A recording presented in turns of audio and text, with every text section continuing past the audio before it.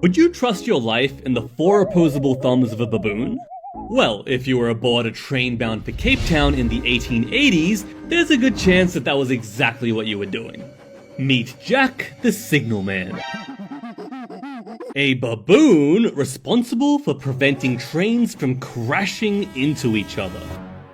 But who gave him this important job in the first place? Well, it all started with a man named James Jumper Wide. He was a signalman who was famous for jumping between rail cars, until he fell and lost both of his legs. Although he built himself some pegs for legs and a makeshift wheelchair, Jumper thought his career as a signalman was over. Until he stumbled across Jack the Baboon, who had been trained to push an ox cart. After much begging and pleading with the owner, he bought Jack the Baboon and took him home. Jack turned out to be an alcoholic, and refused to do anything unless he was given a few drops of booze. And so, with enough encouragement, Jumper was able to train him to push his wheelchair to work. Don't drink and drive, kids.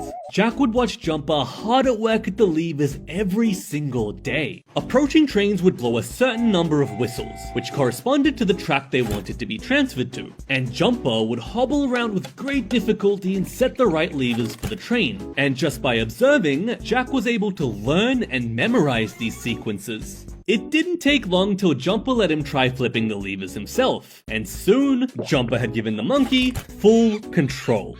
But it didn't take long for railway authorities to receive a complaint from a passenger, and after confirming the ridiculousness for themselves, they fired the pair on the spot.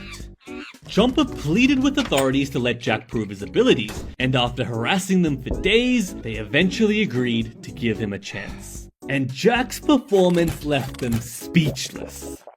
In fact, Jack had performed so well that they made him an official employee of the railway, with a salary of 20 cents a day and a half a bottle of beer weekly. I don't know what Jack needed the money for, but he definitely made good use of that alcohol. And after being employed for 9 years in the railway, Jack never made a single mistake, performing his job even better than a human could. He eventually died of tuberculosis in 1890, and his skull resides in Albany Museum to this day.